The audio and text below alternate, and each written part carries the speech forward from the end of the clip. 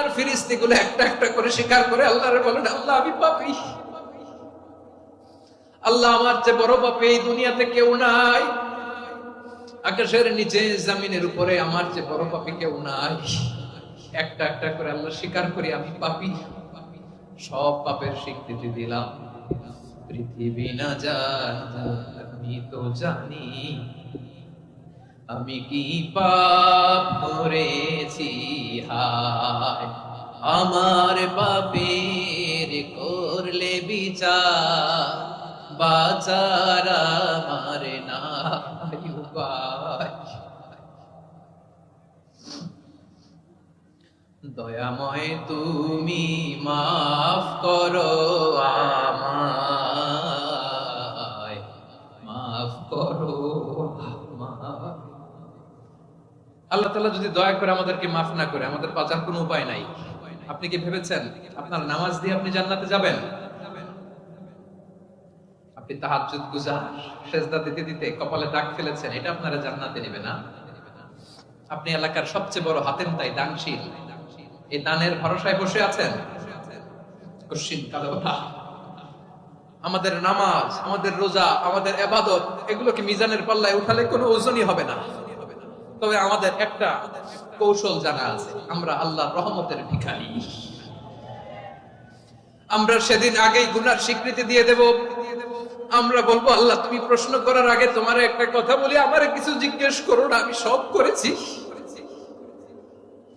এমন কোন পাপ নাই যে পাপ আমারে দিয়ে হয় নাই। তোমার রহমত দিয়ে তুমি জান্নাতে পাঠাবা, তোমার দয়ায় জান্নাতে যেতে চাই, আমল দিয়ে না। পারবেন বলতে? কিয়ামতের দিন আমরা বলবো, আল্লাহ আমার আমল দিয়ে জান্নাত চাই না, আমি তোমার দয়া দিয়ে জান্নাত চাই। তোমার দয়া ছাড়া আমার কোনো উপায় নাই। কারণ আল্লাহ যদি বিচার করে, বাঁচার কারো উপায় নাই। আল্লাহ যদি বলে ফেলেন তুই এটা করলি কেন, ওখানে গেলি কেন, কোরআনে 1000 বার নিষেধ করলাম তারপরেও এই পাপে জড়ালি কেন, এরকম প্রশ্ন ছুড়ে দিলে আমার উত্তর আছে? বাঁচার কোনো উপায় আছে? রোজ হাসরে হে আল্লাহ আমার করোনা বিচার, আল্লাহ করোনা বিচার, বিচার চাহি না তব দয়া চাহি, এ গুনাহগার করোনা বিচার। আপনার আমল দিয়ে জান্নাতে যাবেন? কি দিয়ে যাবেন? আল্লাহর দয়া দিয়ে। আল্লাহর রহম আর দয়া ছাড়া কেউ জান্নাতের চেহারাও দেখতে পাবে না। আজকে আমরা যে টপিকটা নিয়ে আলোচনা করব সেটা হচ্ছে, আমরা যে জীবনে বিপদে পড়ি, আমরা বিপদে পড়লে আমাদেরকে উদ্ধার করে কে? আল্লাহ ছাড়া আমাদের বাঁচানোর কেউ আছে? উদ্ধার করার কেউ আছে? রক্ষা করার কেউ আছে? এজন্য বিপদে পড়লে আমরা চাইবো কার কাছে? আমাদের যাই দরকার হোক আমরা ফরিয়াদ করব কার কাছে? নাকি মাজারে যেয়ে চাবেন? মাজারে যেয়ে চাবেন? অনেকে তো মাজারে যেয়ে কপাল খসে, আছে না নাই? মাজারে যেয়ে সন্তান চায়, আছে? এই এলাকায় নাই, এলাকার লোকদের আকীদা খালেস আমি জানি। মাজারে যেয়ে কপাল খসে আর সন্তান চায়। আচ্ছা, মাজারে গেলে সন্তান পাওয়া যায়? আচ্ছা, মাজারে না গেলে যদি বাচ্চা না হতো, গরু ছাগলের যে বাচ্চা হয় ওরা কোন মাজারে মানত করে বলেন? কথা কি বুঝতেছেন? এই যে প্রতি বছর গরু ছাগল ভেড়া এগুলো যে বাচ্চা দেয়, এরা কোন মাজারে যে মানত করে? এজন্য চাইতে হবে একজনের কাছে, তিনি কে? আমার প্রিয় পটুয়াখালীবাসী, মাজার জিয়ারত করা সুন্নাহ। আমরা মাজার জিয়ারত করব, আল্লাহ ওয়ালাদের কবরে যাব, আমরা সেখানে যে সালাম দিব, দোয়া করব, নিজের জন্য করব, কবরে শুয়ে থাকা মাইয়েতের জন্য করব, পুরো মুসলিম উম্মার জন্য করব। কিন্তু কবরে যিনি শুয়ে আছে ওই বাবার কাছে সন্তান চাওয়া যাবে? চাকরি চাওয়া যাবে? সফলতা চাওয়া যাবে? সফলতা দেয় কে? সবাই বলেন নাই, আওয়াজ করে বলেন, সফলতা দেওয়ার মালিক কে? এক কথাই রব্বুল আলামিন বলেন, ওয়া ইয়ামসাসকাল্লাহু বিদুররিন ফালা কাশিফা লাহু ইল্লা হু ওয়া ইয়ুরিদকা বিখাইরিন ফালা রাদ্দা লিফাদলি ইউসিবু বিহি মান ইয়াশাউ মিন ইবাদিহি ওয়া হুয়াল গফুরুর রাহিম। আল্লাহু আকবার। আল্লাহ বললেন ওয়া ইয়ামসাসকাল্লাহু বিদুররিন ফালা কাশিফা লাহু ইল্লা হু। আল্লাহ যদি তোমাকে কোনো বিপদ স্পর্শ করায়, আল্লাহ যদি তোমারে কোনো বিপদে ফেলে দেয়, ওই বিপদ থেকে উদ্ধার করার তিনি ছাড়া আর কেউ নাই। জোরে বলেন ঠিক কি না? তিনি যদি কোনো বিপদে ফেলেন, তিনি ছাড়া বিপদ থেকে উদ্ধার করার কেউ নাই। আর তিনি যদি তোমার প্রতি কোনো অনুগ্রহ করতে চান, ওই অনুগ্রহ ঠেকিয়ে দেওয়ার ক্ষমতাও কারো নাই। আল্লাহ যদি আপনার সফলতা দিতে চায়, পৃথিবীর কোন শক্তি ওই সফলতাকে থামাতে পারে? এজন্য আল্লাহ বললেন, খবরদার, চিন্তার আকীদা খালিস করে নাও। ওয়া ইয়ামসাসকাল্লাহু বিদুররিন ফালা কাশিফা লাহু ইল্লা হু। আল্লাহ বিপদে ফেললে বিপদ থেকে উদ্ধার করার কেউ থাকে না। আর আল্লাহ যদি তোমার প্রতি দয়া দেখাতে চান, অনুগ্রহ করতে চান, ওই অনুগ্রহকে প্রতিরোধ করার মতো ক্ষমতা কারো নাই। তিনি তার বান্দাদের মধ্য থেকে যাকে ইচ্ছা তাকে দেন, যত ইচ্ছা তত দেন। তিনি ক্ষমাশীল, তিনি মেহেরবান। সুবহানাল্লাহ। তিনি ক্ষমাশীল, তিনি মেহেরবান। তাহলে এই আয়াত থেকে আমরা বুঝতে পারলাম, আমরা যদি বিপদে পড়ি, আমাদেরকে কেউ বাঁচাতে পারে না। আমার বাবা আমারে বাঁচাতে পারে? হ্যাঁ? আমার মা আমাকে বাঁচাতে পারে? আমার বন্ধু আমারে বাঁচাতে পারে? আমার দলের কর্মী আমাকে বাঁচাতে পারে? আমার পীর সাহেব আমারে বাঁচাতে পারে? আমার পটুয়াখালীর ভাইয়েরা খেয়াল রাখবেন, বাঁচাতে পারে এক মহান সত্তা, উদ্ধার করতে পারে এক মহান সত্তা। চিৎকার করে বলুন, তিনি কে? আবার আল্লাহ বললেন, আম্মাই ইউজিবুল মুত্তাররা ইযা দাআহু ওয়া ইয়াকশিফুস সুআ ওয়া ইয়াজআলুকুম খুলাফাআল আরদ আইলাহুম মা'আল্লাহ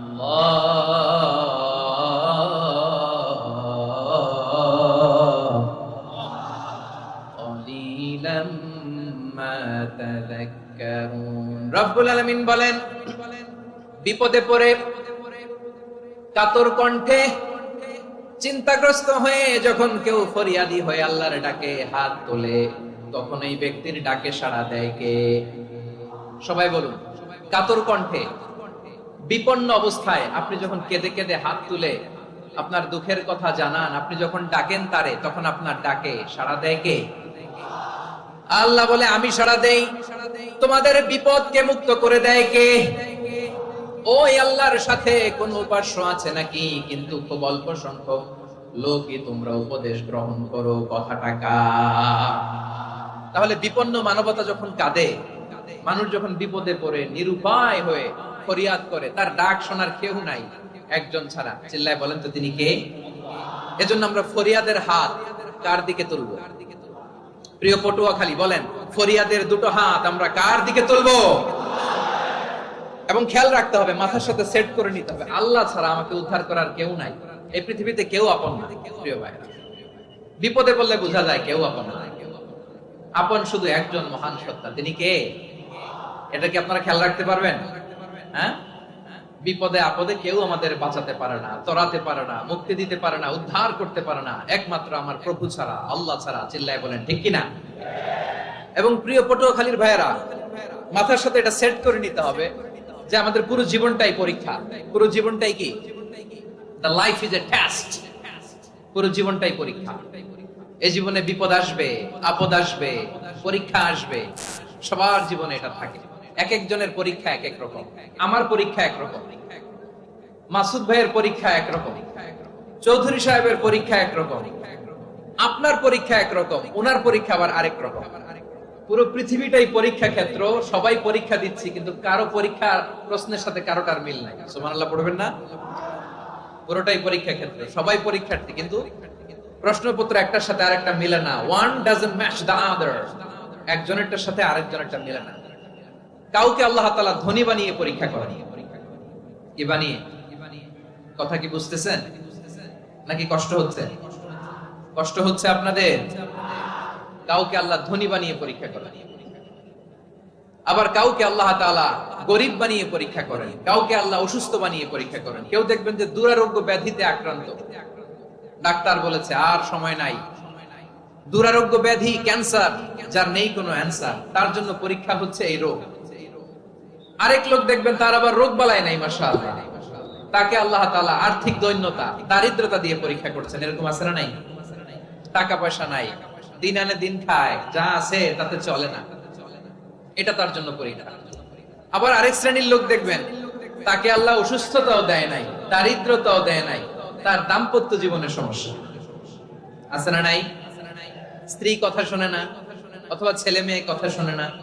তাহলে পরীক্ষা সবার জীবনে আছে, এক একজনের পরীক্ষাটা এক এক রকম। আল্লাহ তাআলা দেখতে চায় যে এই পরীক্ষার সময় আমরা কিরকম রেসপন্স করি, how to deal with the test, কিভাবে এই বিপদ আপদ পরীক্ষাগুলোকে আমরা হ্যান্ডেল করব, ডিল করব। এটা হচ্ছে আজকের আলোচনার বিষয়। বুঝতে পেরেছেন সবাই? আমার প্রিয় ভাইরা, তাহলে পরীক্ষাময় আমাদের জীবন, বিপদ আপদ পরীক্ষা, এটা মানুষের পিছু ছাড়ে না। সবার জীবনে পরীক্ষা আছে, নবীদের জীবনেও পরীক্ষা ছিল। সাহাবারা জিজ্ঞেস করেছেন, ইয়া রাসূলুল্লাহ, আইয়ুন নাসি আশাদ্দু বালাআন ফিদ দুনিয়া, এই দুনিয়ার বুকে কাদের পরীক্ষা সবচেয়ে বেশি? বিশ্বনবী বলেছেন, আল আম্বিয়া, এই পৃথিবীতে সবচেয়ে বেশি পরীক্ষা আল্লাহ তাআলা নিয়ে থাকেন নবীদের। কাদের? নবীদের। সুম্মাল আমসাল ফাল আমসাল, এরপরে নবীদের পরের স্তরে যারা, তাদের পরীক্ষা। এরপরে তাদের পরের স্তরে যারা, তাদের পরীক্ষা। সিদ্দিকীনদের, শুহাদাদের, সালিহিনদের, আল্লাহওয়ালাদের। যার ঈমান যত মজবুত, তার জীবনে পরীক্ষাও তত বেশি। চিল্লায় বলেন ঠিক কিনা? তাহলে মুমিনরা, বিশ্বাসীরা, আমরা কি পরীক্ষা বিপদ আপদে ভয় পাই? হ্যাঁ, বিপদ দেখলে ভয় লাগে আপনাদের? ভয় লাগে? হ্যাঁ, না, মুমিনরা বিপদে ভয় পায় না, তারা হতাশ হয় না, সুবহানাল্লাহ, তারা নিরাশ হয় না। বিশ্বাসীরা হাল ছেড়ে দেয় না, তারা ভরসা রাখে একজনের উপর। চিল্লায় বলতে হবে তিনি কে? কারণ মুমিন জানে the grief isn't permanent, the test isn't permanent, the struggle in our life isn't permanent. আমাদের জীবনের দুঃখ, কষ্ট, স্ট্রাগল, এগুলো পার্মানেন্ট নয়। after every difficulties there is an ease. সব কষ্টের পরেই একটা সুখ আছে না নাই? রব্বুল আলামিন বলেন, ফা ইন্না মাআল উসরি ইউসরা, ইন্না মাআল উসরি ইউসরা, ভয় পেও না, চিন্তা করো না, কষ্টের সাথেই আমি রেখে দিয়েছি স্বস্তি। সুবহানাল্লাহ বলেন।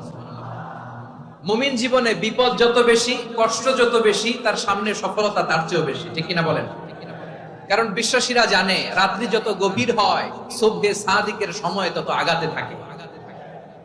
গর্ভবতী নারীর পেটের ব্যথা যত বাড়তে থাকে, ঘরে নতুন মেহমান আগমনের সময় ঘনাতে থাকে। মুমিনদের উপর বিপদ, অত্যাচার, আপদ, পরীক্ষা যত বাড়তে থাকে, কালেমার পতাকা উড্ডয়নের সময় কাছে আসতে থাকে। বিশ্বাসীদের এগুলো হিসাব মিলানো অনেক আগে, এগুলো অনেক আগে হিসাব মিলানো। দুঃখের আধার শেষে সুখের আলো মিটি মিটি হাসে। চিল্লায় বলেন ঠিক কিনা? দুঃখের আধার শেষে আলোর প্রভাত হাসে, হতাশার কালো মেঘে যায় গো ভেসে, হতাশার কালো মেঘে যায় গো ভেসে। দুঃখের আধার শেষে আলোর প্রভাত হাসে, হতাশার কালো মেঘে যায় গো ভেসে, হতাশার কালো মেঘে যায় গো ভেসে। কোরআনের পাতায় পাতায় দেখো, ঈমানের পথ ঢাকা ব্যথার কাটায়। কোরআনের পাতায় পাতায় দেখো, ঈমানের পথ ঢাকা ব্যথার কাটায়। ভেঙে পড়ো না প্রভু হতাশ হয়ে, ভেঙে পড়ো না প্রভু হতাশ হয়ে। জ্বলে পুড়ে খাঁটি সোনা হও গো শেষে, জ্বলে পুড়ে খাঁটি সোনা হও গো শেষে। দুঃখের আধার শেষে আলোর প্রভাত হাসে, হতাশার কালো মেঘে যায় গো ভেসে, হতাশার কালো মেঘে যায় গো ভেসে। ঠিক কিনা বলেন? দুঃখ যত বেশি, পরীক্ষা যত বেশি, কষ্ট যত বেশি, সুখের সময় তত কাছাকাছি। চিল্লায় বলতে হবে ঠিক কিনা? এজন্য মুমিন জীবনে পরীক্ষা বেশি, মুমিনদের হতাশা নাই। মুমিনরা নিরাশ হয় না, হতাশ হয় কাফিররা। মুমিনরা কখনো হাল ছেড়ে দেয় না, মুমিনরা ভরসা রাখে একজনের উপর, তিনি কে? তাহলে আমার প্রিয় পটুয়াখালীবাসী, বিপদ থাকবে, পরীক্ষা থাকবে, এই বিপদ থেকে আমাদেরকে উদ্ধার করবেন একজন, তিনি কে? আমরা শুধু আল্লাহর উপরই ভরসা রাখবো। রাজি আছেন তো? চাইবো একজন সত্তার কাছে, আওয়াজ করে বলুন তিনি কে? একজন সত্তার কাছে চাইবে। বিশ্বনবী ওনার চাচাতো ভাই আব্দুল্লাহ ইবনে আব্বাস রাদিয়াল্লাহু তাআলা আনহুকে বললেন, ইয়া আব্দুল্লাহ ইবনে আব্বাস, হে আব্দুল্লাহ ইবনে আব্বাস, ইদা সাআলতা ফাসআলিল্লাহ, যখন চাইবে আল্লাহর কাছে যাও। ও আব্দুল্লাহ, যখন চাইবা আল্লাহর কাছে চাও। ওয়া ইদা ইসতাআনতা ফাসতাইন বিল্লাহ, যখন সাহায্য চাইবা আল্লাহর কাছে ফরিয়াদ করো। জেনে রেখো ও আব্দুল্লাহ, ওয়া আলাম আন্নাল উম্মাতা লাউ ইজতামাআত আলা আন ইয়ানফাউকা বিশাইইন লাম ইয়ানফাউকা ইল্লা বিশাইইন ক্বাদ কাতাবাহু আল্লাহু লাক। ও আব্দুল্লাহ, জেনে রেখো, মনে রেখো, গোটা বিশ্বের সবাই মিলে যদি তোমার উপকার করতে চায় ততটুকুই তারা করতে পারবে যতটুকু আল্লাহ তোমার নসিবে সেটা লিখে রেখেছে। ঠিক কিনা বলেন? আর যদি গোটা বিশ্বের সবাই মিলে তোমার বিরুদ্ধে কনস্পাইরেসি করে, ষড়যন্ত্র করে, গোটা বিশ্বের সবাই মিলেও যদি তোমার ক্ষতি করতে চায় ততটুকুই শুধু পারবে যেটা আল্লাহ তোমার জন্য বরাদ্দ রেখেছে। যতটুকু আল্লাহ তাআলা তোমার জন্য বরাদ্দ রেখেছে অতটুকুই ক্ষতি করতে পারবে, আর এক চুল বেশিও করতে পারবে না, কমও করতে পারবে না। চিল্লায় বলেন ঠিক কিনা? এজন্য আমরা চাইবো কার কাছে? সবাই বলেন নাই, আওয়াজ করে বলেন কার কাছে? সব সময় আমরা আল্লাহর কাছে চাইবো, বিপদে আপদে, সুখে দুঃখে, সচ্ছল অবস্থায় অসচ্ছল অবস্থায়, পরাজয়ের সময় বিজয়ের সময়, সব সময় আমরা ভরসা রাখবো কার উপর? সবাই বলুন। একদল লোক আছে যারা বিপদে পড়লে আল্লাহরে ডাকে। আছে না নাই? পটুয়াখালীতে মাশাআল্লাহ নাই। বিপদ আসলে আল্লাহরে ডাকে, বিপদ নাই আল্লাহও নাই। বিপদে পড়লে নামাজ পড়ে, বিপদও নাই নামাজও নাই। বিপদে পড়লে জিকির করে, বিপদ যখন চলে যায় ওদের জিকিরও বন্ধ হয়ে যায়। এরকম আছে না নাই? কিছু লোক দেখবেন পরীক্ষা আসলে নামাজ পড়ে। আছে আছে? জেনজি আওয়াজ করো, এরকম আছে? এই কমন পড়ে গেছে, কমন পড়ছে। দেখবেন পরীক্ষার সময় নামাজ পড়ে, পরীক্ষাও নাই নামাজও আছে। এরকম কিছু লোক আছে অসুস্থ হলে আল্লাহরে বড্ড ভালোবাসে, আল্লাহরে খুব ডাকে। অসুস্থ হইলে, অসুস্থতাও নাই, আল্লাহ স্মরণও নাই। দেখবেন কিছু লোক নির্বাচন আসলে খুব আল্লাহওয়ালা হয়ে যায়। তখন দেখবেন মাথার মধ্যে হেজাব লাগায়, পাঞ্জাবি লাগায়, আল্লাহওয়ালা হয়ে যায়। নির্বাচনও নাই, এরপরে আল্লাহর কথাও নাই। আছে না নাই? না, এরকম হওয়া যাবে না। সব সময় আমরা আল্লাহরে ডাকবো, বিপদে আপদে সব সময় ভরসা রাখবো আমরা একজনের উপর। আওয়াজ করে বলেন তিনি কে? এ কথাই আল্লাহ তাআলা আমাদের চোখে আঙ্গুল দিয়ে জানিয়ে দিলেন, ফাইদা রাকিবু ফিল ফুলকি দা'আউল্লাহা মুখলিসিনা লাহুদ্দিন ফালাম্মা নাজ্জাহুম ইলাল বাররি ইযা হুম ইউশরিকুন।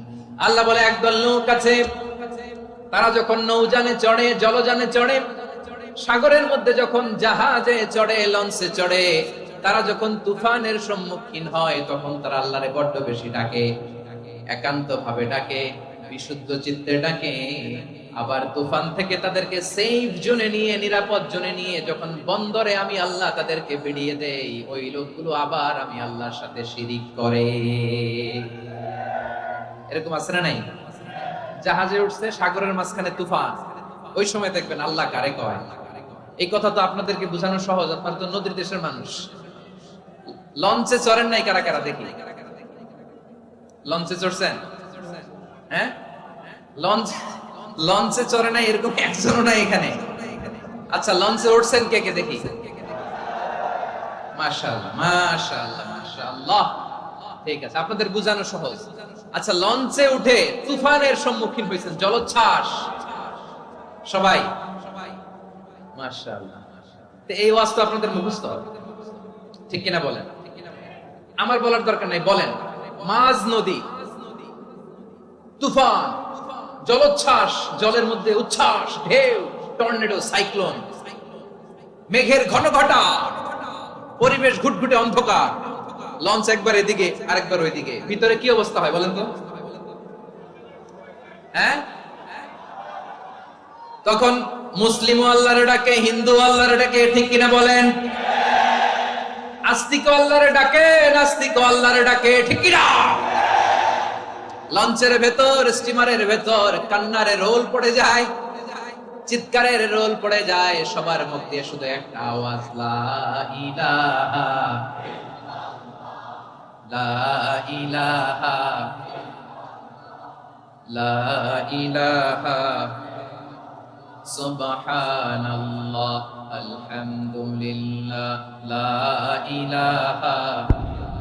আল্লাহ নামের জিকির করবে যারা, আল্লাহর কাছে প্রিয় তারা, আল্লাহর কাছে প্রিয় যারা, জান্নাতে প্রবেশ করবে তারা। জোরে লা ইলাহা লা ইলাহা ইল্লাল্লাহ লা ইলাহা ইল্লাল্লাহ মুহাম্মাদুর রাসূলুল্লাহ সাল্লাল্লাহু আলাইহি ওয়াসাল্লাম। আমার প্রিয় পটুয়াখালীবাসী, তাহলে লঞ্চের ভেতরে যখন আমরা তুফানের মধ্যে পড়ি, তখন সবাই মিলে আমরা একটা নামের জিকির করি। নামটা কার? মুসলমানেরাও ডাকে, হিন্দুরাও ডাকে, আস্তিকও ডাকে, নাস্তিকও ডাকে, সবাই ডাকে একজনকে। তিনি কে? আবার দেখবেন ওই আল্লাহ তুফানের পরে, ঝড়ের পরে ওই লঞ্চটাকে যখন সদর ঘাটে ফিরিয়ে দেয়, আবার আমরা নাফরমানি শুরু করে দেই। সে কোথায়? আল্লাহ বললেন, ফাইদা রাকিবু ফিল ফুলকি দা'আউল্লাহ মুখলিসিনা লাহুদ্দিন ফালাম্মা নাজ্জাহুম ইলাল বাররি ইযা হুম ইউশরিকুন। সাগরে যখন তুফানে পড়ে আমি আল্লাহর ডাকে, আবার আমি আল্লাহ যখন বাঁচিয়ে দেই, আবার আমি আল্লাহর সাথে শিরিক শুরু করে। আমরা কি এরকম হতে চাই নাকি? এরকম করবেন? হ্যাঁ না, আমরা তুফানে পড়লেও আল্লাহরে ডাকি, আবার বাঁচায় দেওয়ার পরেও ডাকি কারে? আল্লাহকেই ডাকি। বিমানের মধ্যে মাঝে মাঝে দেখবেন যে এয়ার টার্বুলেন্স হয়, জানেন? এয়ার টার্বুলেন্স জানেন তো? মাঝে মাঝে বিমানটা বাউন্সিং করে, বাম্পি, ভেরি বাম্পি ওয়েদার। শুনেন নাই?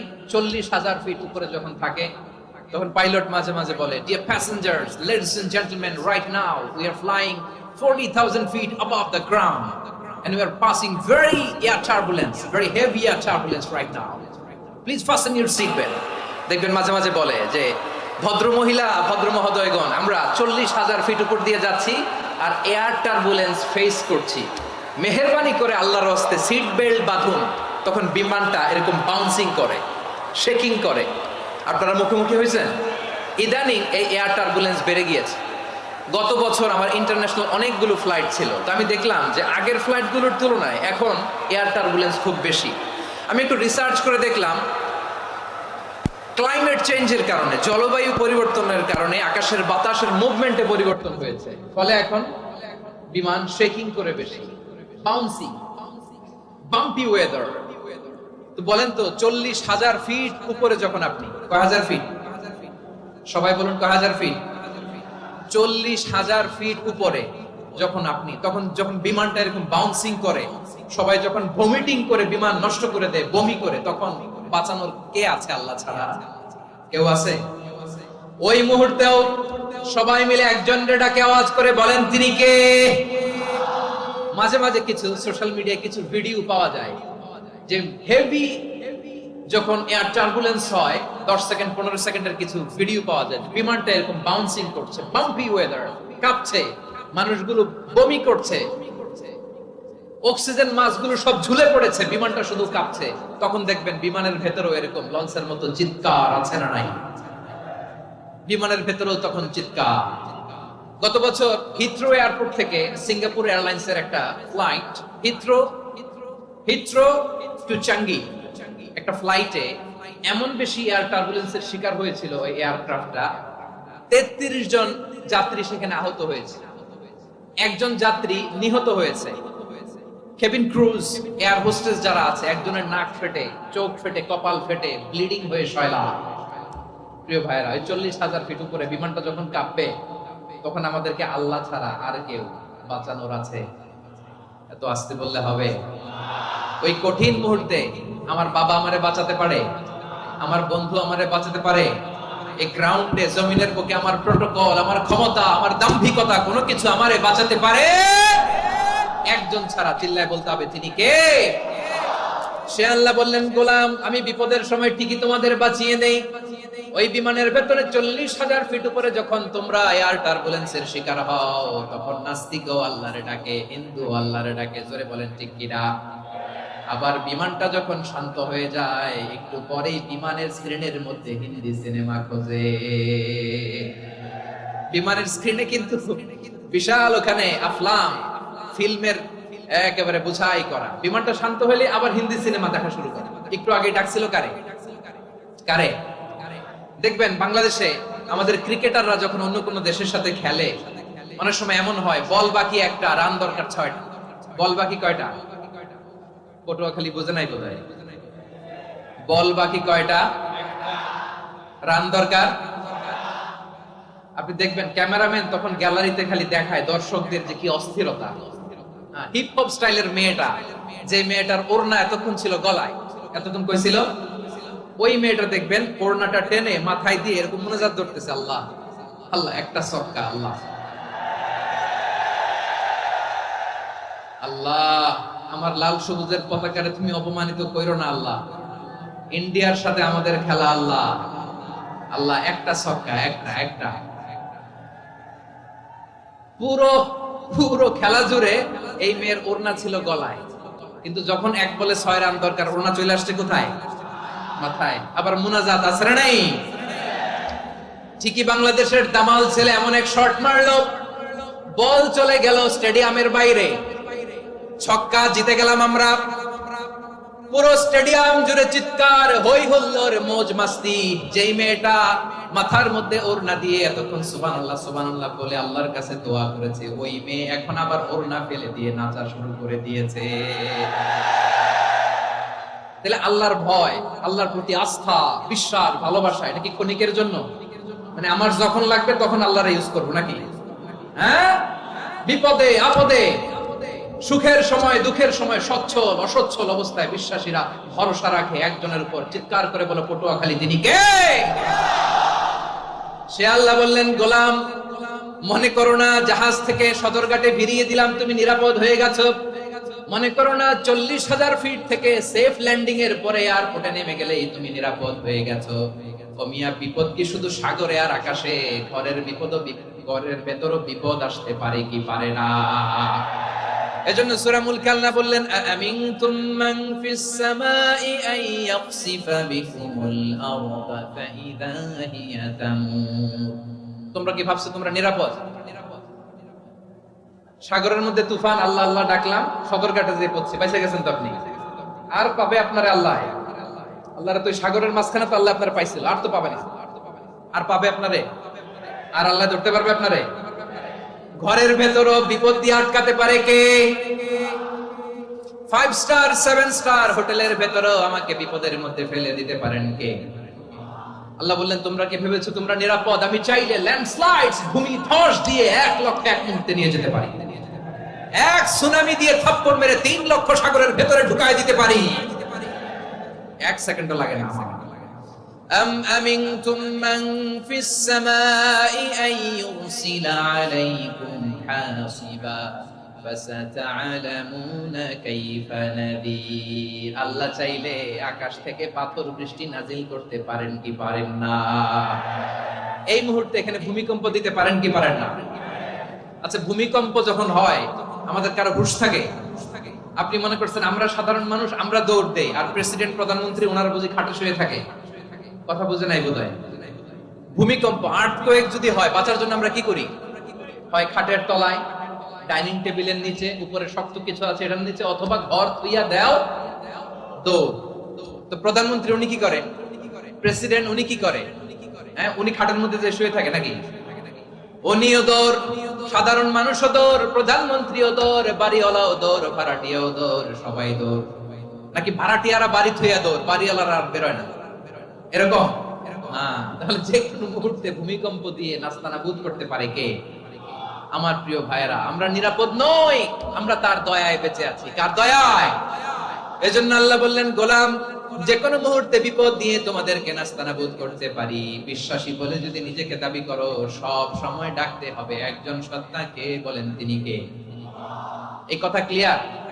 এই সবগুলো উদাহরণ শেষে সবার কাছে ক্লিয়ার হয়েছে না যে বিপদ থেকে, আপদ থেকে, পরীক্ষা থেকে, ক্যালামিটি থেকে আমাদেরকে কেউ বাঁচাতে পারে না একজন সত্তা ছাড়া। আবারও বলেন তো তিনি কে? ক্লিয়ার? হ্যাঁ, সবাই বুঝতে পারছেন? আচ্ছা, এবার আমরা দেখি বিষ্ণু ঈসা ইসলামের জীবনে বিপদ আপদ ছিল কিনা। উনি বিপদ আসলে কিভাবে ডিল করতেন, বিপদ আসলে কোন দোয়া পড়তে হয়, কিভাবে ফরিয়াদের হাত উত্তোলন করতে হয়, কিভাবে রবের দরবারে নতজানু হয়ে ফরিয়াদ করতে হয়, এটা জানার দরকার আছে না নাই? আসুন আমরা বিষ্ণুনবীর জীবনী থেকে দেখি বিপদ আসলে উনি কি করতেন। বিপদ আসলেই প্রথমে বিষ্ণু ঈসা ইসলাম একটা দোয়া পড়তেন। কি পড়তেন?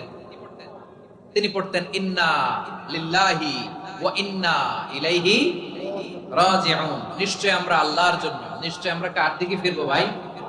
আবার কার দিকে ফিরবো? আওয়াজ করে বলুন তো, আমরা এসেছি কার কাছ থেকে, আবারও ফিরে যাব কার কাছে? এজন্য বিষ্ণু পড়ছেন, ইন্না লিল্লাহি ওয়া ইন্না ইলাইহি রাজিউন। নিশ্চয় আল্লাহর জন্য, ওই আল্লাহর দিকেই আমরা ফিরে যাব। তারপরে বিষ্ণু পড়তেন, আল্লাহুম্মা আজুরনি ফি মুসিবাতি ওয়াখলুফ লি খায়রাম মিনহা। একসাথে প্রথমে পড়তেন ইন্না লিল্লাহি ওয়া ইন্না ইলাইহি রাজিউন, তারপর পড়তেন আল্লাহুম্মা আজুরনি ফি মুসিবাতি ওয়াখলুফ লি খায়রাম মিনহা। মানে আল্লাহ, এই যে আমি বিপদে ধৈর্য ধারণ করলাম, এটার সব তুমি আমারে দাও, আর যেটা হারালাম এর চেয়ে ভালো কিছু দিয়ে মেকআপ করে দিও, ভালো কিছু দিয়ে বদল করে দিও। সুবহানাল্লাহ পড়েন। তাহলে বিপদ আসলে আমরা কি পড়ব? কথা বলেন। এই যে আমি শুয়েছিলাম, নাশিদ গাচ্ছিল ওরা, এদেশে পরস্পরে দেখা হলে দেয় সালাম, এদেশে আমজনতার হৃদয় জুড়ে পাকালাম, এদেশে বিপদ এলে সর্বজনে সর্বক্ষণে দোয়া পড়ে ইন্না লিল্লাহ। কি পড়ে? সুবহানাল্লাহ সুবহানাল্লাহ সুবহানাল্লাহ সুবহানাল্লাহ। এদেশে আজান শুনে সূর্য ওঠে শহর গ্রামে, এদেশে আজান শুনে সূর্য ডুবে সন্ধ্যা নামে, এদেশে সকল কাজে সবাই বলে বিসমিল্লাহ, এদেশে ভালো কিছু দেখে শুনে হাসি মুখে সবাই বলে মাশাআল্লাহ। সুবহানাল্লাহ পড়ে। তাহলে বিপদ এলে আমরা কি পড়ি? কথা বুঝলে সবাই উত্তর দিতে হবে, বিপদ এলে কি পড়ি? তাহলে বিপদ এলেই আমরা এখন থেকে ইন্না লিল্লাহ পড়ব, নাকি হাই হুতাশ করবেন? একদল আছে হাই হুতাশ করে, হায় আল্লাহ রে, মোর কি হইল রে, মুই কি হরমু রে, মুই কমবে যামু রে। আছে না নাই? এরকম বিলাপ করতে নিষেধ করেছেন বিশ্বনবী। কি করব, কই যাব, কি হবে, হায় হায়, এরকম হাহুতাশ আছে না নাই? বিশ্বাসীরা হাহুতাশ করে না, তারা ইন্না লিল্লাহ পড়ে। কি পড়ে? মনে থাকবে? আমরা পড়বো ইন্না লিল্লাহি ওয়া ইন্না ইলাইহি রাজিউন। নিশ্চয় আমরা আল্লাহর জন্য, আমরা আল্লাহর দিকেই ফিরে যাব। এরপর পড়বো আল্লাহুম্মা আজুরনি ফি মুসিবাতি ওয়াখলুফ লি খায়রাম মিনহা। আল্লাহ, আমি যে বিপদে ধৈর্য ধারণ করলাম এটার সওয়াব দিও, আর যা হারালাম তার চেয়ে ভালো কিছু দিয়ে বদল করে দিও। সুবহানাল্লাহ পড়েন। বিশ্বনবীর হাদিস শুনলেন উম্মে সালামা রাদিয়াল্লাহু তাআলা আনহা। ওনার স্বামী হলো আবু সালামা। মজার ঘটনা খেয়াল করে শুনেন আমার প্রিয় কলিজার টুকরা ভাইয়েরা। কানগুলো খরগোশের কানের মতো খাড়া করে আমার দিকে তাকান। সাইয়্যিদাতুনা উম্মে সালামা রাদিয়াল্লাহু তাআলা আনহা, ওনার স্বামীর নাম আবু সালামা। শ্রেষ্ঠ দম্পতি, শ্রেষ্ঠ ফ্যামিলি। প্রথমে হিজরত করেছিলেন হাবাসায়, পরে হিজরত করেছেন মদিনায়। উহুদ যুদ্ধের পরে ওনার স্বামী আবু সালামা ইন্তেকাল করলো, শহীদ হলো। সুবহানাল্লাহ পড়েন। যখন আবু সালামা ইন্তেকাল করলো, উম্মে সালামা রাদিয়াল্লাহু তাআলা আনহা কেঁদে কেঁদে হয়রান। আর নবীর শিখানো বাণী অনুযায়ী তিনি বারবার পড়ছিলেন ইন্না লিল্লাহ। কি পড়ছিলেন? মুই কই যামু, কি হরমু, এগুলো বলে নাই। কি বলছে? ইন্না লিল্লাহ। যেহেতু বিশ্বনবী বলেছেন কেউ যদি বিপদের প্রথম ধাক্কায় পড়ে ইন্না লিল্লাহি ওয়া ইন্না ইলাইহি রাজিউন, আল্লাহুম্মা আজুরনি ফি মুসিবাতি ওয়াখলুফ লি খায়রাম মিনহা, তাহলে এই বিপদে যে সে যা হারালো তার চেয়ে শ্রেষ্ঠ কিছু দিয়ে আল্লাহ তার বদল দিয়ে দিবে। এই হাদিস শুনে উম্মে সালামা রাদিয়াল্লাহু তাআলা আনহা, ওনার প্রাণ প্রিয় স্বামী আবু সালামার ইন্তেকালের পরে চোখের পানি ছাড়ে আর পড়ে ইন্না লিল্লাহি ওয়া ইন্না ইলাইহি রাজিউন। আল্লাহুম্মা আজুরনি ফি মুসিবাতি ওয়াখলুফনি খায়রাম মিনহা। বারবার এই দোয়া পড়ে চোখের পানি ছাড়ে, এই দোয়া পড়ে চোখের পানি ছাড়ে, আর মনে মনে বলে আবু সালামার মতো ভালো মানুষ মদিনাতে নাই, আবু সালামার চেয়েও ভালো মানুষ মদিনাতে নাই, তার চেয়ে ভালো মানুষ কি করে আল্লাহ তাআলা আমারে দিবে, তার চেয়ে ভালো মানুষ তো আমি মদিনাতে দেখি না। চোখের পানি দিয়ে বুক ভাসায় আর নবীর হাদিসের উপর আমল করে পড়ে ইন্না লিল্লাহি ওয়া ইন্না ইলাইহি রাজিউন, ইন্না লিল্লাহি ওয়া ইন্না ইলাইহি রাজিউন। পড়তে পড়তে চোখের পানি ছাড়ে আর চিন্তা করে বিশ্বনবী বললেন এই দোয়া পড়লে যেটা হারালাম তার চেয়ে ভালো কিছু দিয়ে আল্লাহ পুরস্কার দেয়।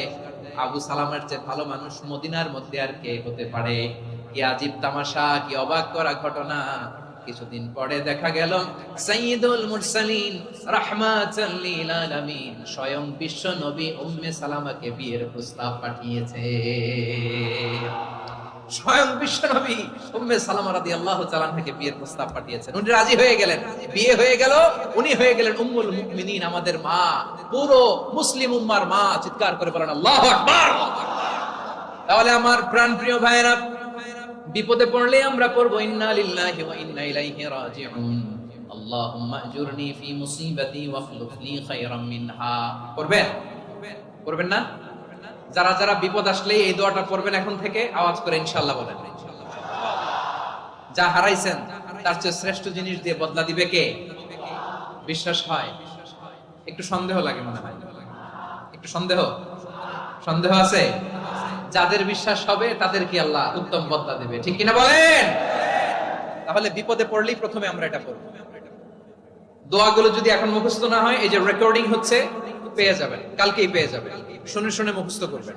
আমার মায়েরা, আমার বোনেরা, আপনাদের জন্য 3টি মাঠের অ্যারেঞ্জমেন্ট করা হয়েছে, আমি জানি। আপনারা এই দোয়াগুলো পড়বেন, আপনার স্বামীকে শেখাবেন, সন্তানকে শেখাবেন, আপনার পুরো পরিবারটাকে জান্নাতের টুকরো বানিয়ে দিবে কে? তাহলে বিপদ আসলে প্রথমে কি করতে হবে এটা জেনে গেলাম। এরপরে বিপদ আসলে নিজেকে কি করে আল্লাহর কাছে সঁপে দিতে হয় এটাও জানার দরকার আছে না নাই? বিপদে প্রথমে ইন্নালিল্লাহ করলাম, ধৈর্য ধারণ করলাম, বিপদ থেকে উদ্ধারের সর্বোচ্চ চেষ্টা করলাম। আমার কাজ যখন শেষ তখন আমি আমার এই বিষয়টা আল্লাহর কাছে সঁপে দিলাম। কার কাছে সোপর্দ করব? কার কাছে? বিপদে বললে কেমন করে নিজেকে আল্লাহর কাছে সঁপে দিতে হয় আসুন সাইয়েদনা ইব্রাহিম আলাইহিস সালামের জীবনী থেকে জানি। আল্লাহর খলিল ইব্রাহিম আলাইহিস সালাম আমাদের মতো সমাজ ব্যবস্থা পায় নাই। আমরা জন্মের পরে আমাদের কানের ভেতরে আজান দিয়েছে কে? একামত দিয়েছে কে? আমাদের বাপ-দাদারা আমাদের কানে আজান দিয়েছে কি দেয় নাই? আমাদের জন্মের পরেই তো আজান, একামত, বাড়ির পাশে মসজিদ, প্রতিদিন আজান, জুমার খুতবা, প্রতি মাসে মাসে তাফসীরুল কোরআন মাহফিল, মসজিদ, মিনারা, অভাব নাই, ঠিক কিনা বলেন? আপনি যেই সুন্দর ইসলামিক এনভায়রনমেন্ট পেয়েছেন, আমাদের ইব্রাহিম খলিল উনিও কি এরকম পেয়েছিলেন? হ্যাঁ, উনি জন্মের পর পরে ওনার কানে আজান দিয়েছে কেউ? আমার প্রিয় ভাইরা, আগা গোড়া একটা শিরকি পরিবেশ উনি জন্মগ্রহণ করেছেন।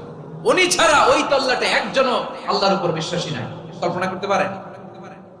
গোটা তল্লাটে, গোটা দেশে বিশ্বাসী মুমিন, আল্লাহর উপর বিশ্বাস স্থাপনকারী কয়জন?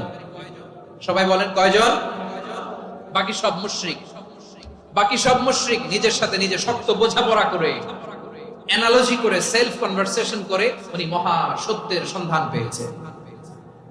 উনি আকাশের তারা দেখে ভাবে মনে হয় এটাই আমার খোদা, পরে দেখে তারা নাই, মনে মনে বলে না তাইলে এটা না। আবার চাঁদ দেখে বলে চাঁদটা বড় মায়া লাগে, মনে হয় এটাই আমার রব, পরে দেখে চাঁদও নাই, কয় না এটা না। এরপরে দ্বীপ প্রহরের জলজলে সূর্যটা খা খা করে গোটা পৃথিবীটারে রৌদ্র দিয়ে তাতিয়ে রাখে। তিনি ভাবলেন মনে হয় এটাই আমার রব, কারণ এটাই তো সবচেয়ে বড়। কিন্তু বিকেল বেলা ওই সূর্যটাও যখন চলে যায়, সাইয়েদনা ইব্রাহিম বলে না এটাও তো নাই, আমার খোদা যদি আমারে ছেড়ে চলে যায়, বিপদে পড়লে আমারে উদ্ধার করবে কে? এভাবে নিজের সাথে অ্যানালজি, সেলফ কনভারসেশন করতে করতে করতে তিনি মহা সত্যের সন্ধান পেয়েছেন। সুবহানাল্লাহ পড়েন। সব শেষে তিনি ডিসিশন নিয়ে ঘোষণা দিলেন, ইন্নী ওয়াজ্জাহাতু ওয়াজহিয়া লিল্লাযী ফাতারাস সামাওয়াতি ওয়াল আরদা হানিফান ওয়া মা আনা মিনাল মুশরিকিন। নিশ্চয় আমি এমন সত্তার দিকে মনোনিবেশ করলাম, মুখাপেক্ষী হলাম, যিনি আকাশ বানিয়েছেন, জমিন বানিয়েছেন, আমি মুশরিক নই। সুবহানাল্লাহ। পারতেন? আপনি পারতেন? কেউ নাই, লক্ষ লক্ষ মুশরিক, আপনি একা। ওনার মতো এরকম বিচক্ষণতা দিয়ে আল্লাহরে খুঁজে পাইতে পারতেন আপনি? কি নবী ছিল? আল্লাহকে খুঁজে পেয়েছে। যখন আল্লাহর ইবাদত শুরু করলো, এই কথা ছড়ায় পড়লো চারদিকে। নমরুদ সাইয়েদনা ইব্রাহিমকে ডেকে পাঠালেন। নমরুদ বলে, ইব্রাহিম, তুমি নাকি মূর্তির পূজা না করে কোন নতুন রবের ইবাদত করো, কে তোমার রব? সাইয়েদনা ইব্রাহিম বললেন, রব্বি আল্লাযী ইউহয়ী ওয়া ইউমীত, আমি এমন রবের ইবাদত করি যিনি জীবন দেন, যিনি মৃত্যু দেন। নমরুদ বলে, তাই নাকি? তোমার রব জীবন দেয়, মৃত্যু দেয়, আর এটা তো আমি দেই। আমিও তো জীবন দেই, আমিও তো মৃত্যু দেই। সাইয়েদনা ইব্রাহিম বললেন, কেমন করে তুমি জীবন দাও, মৃত্যু দাও, একটু দেখাও তো। নমরুদ জেলখানা থেকে দুজন কয়েদিকে ডেকে আনলো। কয়েদি এনে অর্ডার করলো, একটাকে এখনই শিরোচ্ছেদ, হেড অফ, ডেথ পেনাল্টি, মৃত্যুদণ্ড দেয়া হলো, ফিনকি দিয়ে রক্ত বের হলো। নমরুদ বলে, দেখো, দুজনকে ধরে আনলাম, একজন কয়েদিকে দিলাম ডেথ পেনাল্টি, মৃত্যুদণ্ড, ওরে মৃত্যু দিলাম। আরেকজন যে দাঁড়িয়ে আছে, চাইলে ওরেও আমি মৃত্যুদণ্ড দিতে পারি, কিন্তু না, ওরে আমি দিব না, ওরে আমি বাঁচাইয়া দিলাম, ছেড়ে দিলাম, মানে জীবন দিলাম। দেখো ইব্রাহিম, তোমার চোখের সামনে একজন যে মৃত্যু দিলাম, আরেকজন যে জীবন দিলাম। আপাত দৃষ্টিতে তাই তো, একজন রে তো জীবন দিল, আরেকজন রে মৃত্যু দিল। সাইয়েদনা ইব্রাহিম এবার বিপাকে পড়ে গেলেন। কিন্তু এক একজন নবীকে আল্লাহ এমন উইজডম বিচক্ষণতা দিয়ে এই জমিনে পাঠিয়েছেন। মুহূর্তের মধ্যে আল্লাহর খলিল ইব্রাহিম বললেন, ইন্নাল্লাহা ইয়াতি বিশ-শামসি মিনাল মাশরিকি ফাতি বিহা মিনাল মাগরিব ফাবুহিতাল্লাযী কাফার। আল্লাহর খলিল ইব্রাহিম বললেন, নমরুদ, বুঝলাম তুমি জীবন দাও, মৃত্যু দাও, দেখলাম, কিন্তু আমার রব, আমার আল্লাহ প্রতিদিন সকাল বেলা উষা লগ্নে ওই পূর্ব দিগন্ত থেকে সূর্যটাকে উদিত করেন, সাঁঝের বেলা, বিকেল বেলা, কুথুরি লগ্নে, সন্ধ্যা বেলা ওই দ্বিপ্রহরের জল জলে সূর্যটাকে পশ্চিম দিগন্তে ডুবিয়ে দেন। মানে সকাল বেলা পূর্ব দিক থেকে উদিত করা সূর্যটাকে পশ্চিম দিকে বিকেলে তিনি ডুবিয়ে দেন। তুমি যদি পারো ওই সূর্যটাকে পশ্চিম দিক থেকে উদিত করে পূর্ব দিকে ডুবিয়ে দাও। সুবহানাল্লাহ পড়বেন না? দেখেন, ইনস্ট্যান্ট ইন্টেলেক্ট, মুহূর্তে বিচক্ষণতা, উইজডম কাকে বলে? নমরুদ পারবে?